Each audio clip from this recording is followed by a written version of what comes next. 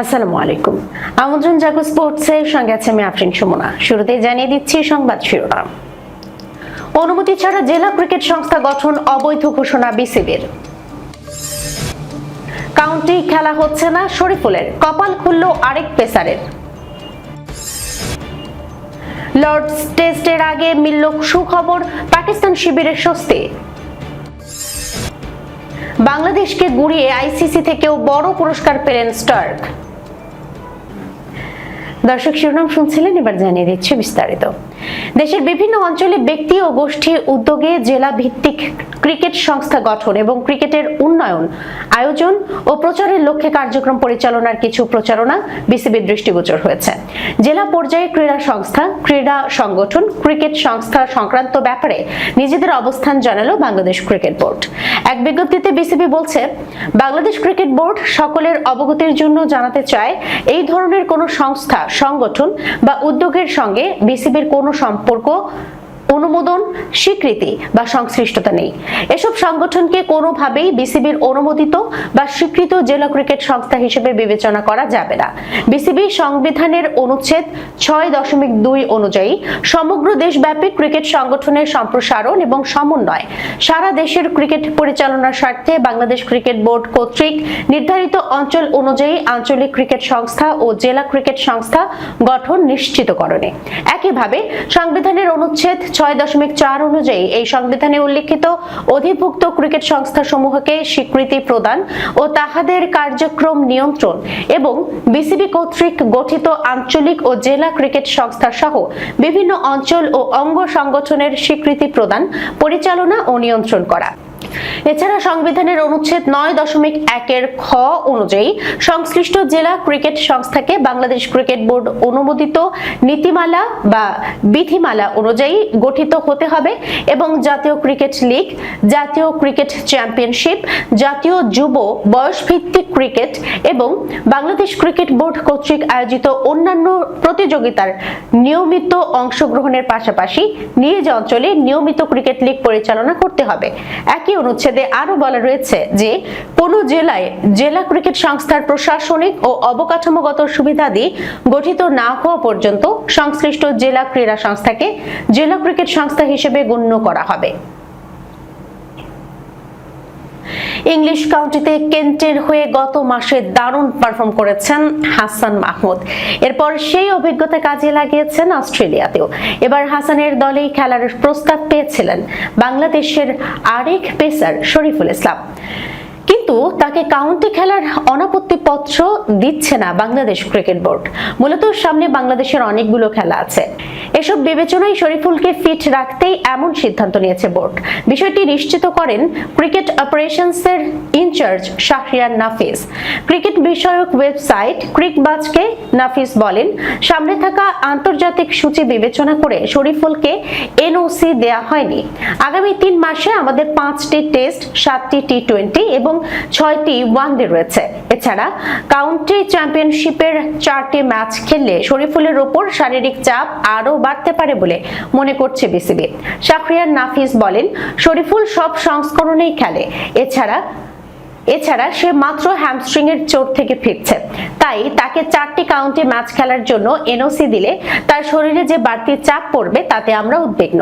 এতে আন্তর্জাতিক ম্যাচগুলোর জন্য সে পুরোপুরি ফিট নাও থাকতে পারে। শরীফুলের বিষয়ে মেডিকেল টিমও একই মত দিয়েছে। এ কারণেই টিম ম্যানেজমেন্ট ও মেডিকেল বিভাগ মনে করছে তার জন্য এখন খেলার চেয়ে অনুশীলন করা এবং আন্তর্জাতিক ম্যাচগুলোর জন্য পুরোপুরি ফিট ও প্রস্তুত থাকাই বেশি গুরুত্বপূর্ণ। শরীফুলের জায়গায় কেন্ট দলে নিচ্ছে আরেক বাংলাদেশি পেসার খালিদ আহমেদকে। ম্যাচের চাপ এবং ফিটনেস পরিস্থিতি ভিন্ন হওয়ায় তাকে ছাড়পত্র দিয়েছে বিসিবি।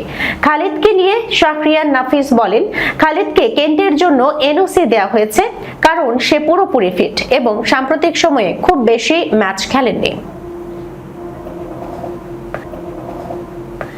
হেডিংলিতে প্রথম টেস্টে ইনিংস ব্যবধানের বড় হারের পর ইংল্যান্ডের বিপক্ষে ঘুরে দাঁড়াতে মরিয়া পাকিস্তান। আর ঠিক এমন মুহূর্তে পাকিস্তান শিবিরের জন্য স্বস্তির বার্তা নিয়ে এলো বাবর আজমের ফিটনেস।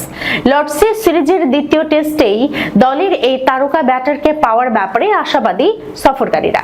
অনুশীলনে বাবরকে বেশ স্বাচ্ছন্দ্যে দেখা গেছে বলে নিশ্চিত করেছেন দলের বোলিং কোচ ওমর গুল। ক্রিক ইনফোর প্রতিবেদন। বৃহস্পতিবার ঐতিহাসিক লর্ডস ক্রিকেট গ্রাউন্ডে ইংল্যান্ডের মুখোমুখি হবে পাকিস্তান। আঙুলের চোটের কারণে সিরিজের প্রথম টেস্টে একাদশে ছিলেন না বাবর। ওয়েস্ট ইন্ডিজ সফরে প্রথমবার আঙুলে আঘাত পেয়েছিলেন এই ডানহাতি ব্যাটার। পরে ইংল্যান্ড সফরের প্রস্তুতি ম্যাচে একই জায়গায় ফের চোট পান তিনি।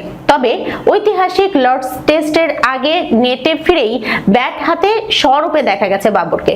উমর গুল জানান, নেটে কোনো অস্বস্তি ছাড়াই ফাস্ট বোলার, স্পিনার ও থ্রোডাউনের মুখোমুখি হয়েছেন তিনি। গুল বলেন, বাবর নেটে ব্যাটিং করেছে, ফাস্ট বোলার, স্পিনার ও থ্রোডাউনের মুখোমুখি হয়েছে। আজ তাকে ভালো অবস্থায় দেখা গেছে, পুরো একটি ব্যাটিং সেশন করেছে। আমরা আশা করছি পরের ম্যাচে তাকে পাওয়া যাবে। প্রথম টেস্টে ব্যাটিং বিপর্যয়ের কারণে বড় মাসুল গুনতে হয়েছিল পাকিস্তানকে। দুই ইনিংসের কোনোটিতেই 200 রানের কোটা পেরোতে না পেরে ইনিংস ও 103 রানের বিশাল ব্যবধানে হেরেছিল সফরকারীরা। সর্বশেষ ওয়েস্ট ইন্ডিজ সফরেও পাকিস্তানের সর্বোচ্চ সংগ্রাহক ছিলেন বাবর। জসপ্রীত বুমরার দীর্ঘদিনের রাজত্বের অবসান ঘটিয়ে আইসিসি টেস্ট বোলারদের র্যাঙ্কিং এর শীর্ষস্থান দখল করেছেন মিচেল স্টার্ক। বাংলাদেশের বিপক্ষে ম্যাকাইতে দ্বিতীয় টেস্টে দুর্দান্ত বোলিং করে ম্যাচে 10 উইকেট নেয়ার পুরস্কার পেয়েছেন অস্ট্রেলিয়ার এই বাঁহাতি পেসার। ক্যারিয়ারে প্রথমবারের মতো টেস্ট বোলারদের র্যাঙ্কিং এ 1 নম্বরে উঠেছেন তিনি। আইসিসির প্রতিবেদন, বুমরা 2024 সালের ফেব্রুয়ারিতে প্রথমবারের মতো টেস্ট বোলারদের র্যাঙ্কিং এর শীর্ষে উঠেছিলেন। এরপর গত 2 বছরে বেশিরভাগ সময়ই সেই অবস্থান ধরে রেখেছিলেন ভারতের তারকা পেসার। তবে শ্রীলঙ্কার বিপক্ষে ভারতের চলমান বিশ্ব টেস্ট চ্যাম্পিয়নশিপ সিরিজে বুমরার অনুপস্থিতি এবং বাংলাদেশের বিপক্ষে স্টার্কের সাম্প্রতিক দুর্দান্ত পারফরম্যান্স র্যাঙ্কিং এর চিত্র বদলে দিয়েছে। ম্যাকাইতে বাংলাদেশের বিপক্ষে দ্বিতীয় টেস্টে ম্যাচে 10 উইকেট নিয়েছিলেন স্টার্ক। সেই পারফরম্যান্সে র্যাঙ্কিং এ 2 ধাপ এগিয়ে বুমরা ও নিউজিল্যান্ডের ম্যাট হেনরিকে পেছনে ফেলেছেন 36 বছর বয়সী এই পেসার। টেস্ট ক্যারিয়ারের প্রায় পুরোটা সময়ে র্যাঙ্কিং এর সেরা 10-এ ছিলেন স্টার্ক। গত বছরের শেষ দিকে অ্যাশেজে ইংল্যান্ডের বিপক্ষে দুর্দান্ত পারফরম্যান্সের পর প্রথমবারের মতো সেরা 3-এ জায়গা করে নিয়েছিলেন তিনি। তবে এবারই প্রথমবারের মতো র্যাঙ্কিং এর একেবারে শীর্ষে উঠলেন। স্টার্কের উত্থানে বুমরা নেমে গেছেন দ্বিতীয় স্থানে। নিউজিল্যান্ডের ম্যাট হেনরি রয়েছেন তৃতীয় স্থানে। দর্শক, এই ছিল এখনকার মতো জাগো স্পোর্টসে। যাবার আগে শিরোনামগুলো জানিয়ে দিচ্ছি আরো একবার। অনুমতি ছাড়া জেলা ক্রিকেট সংস্থা গঠন অবৈধ ঘোষণা বিসিবির। কাউন্টি খেলা হচ্ছে না শরীফুলের, কপাল খুলল আরেক পেসারের। লর্ডস টেস্টের আগে মিলল সুখবর, পাকিস্তান শিবিরের স্বস্তি। বাংলাদেশকে গুড়িয়ে আইসিসি থেকেও বড় পুরস্কার পেলেন স্টার্ক।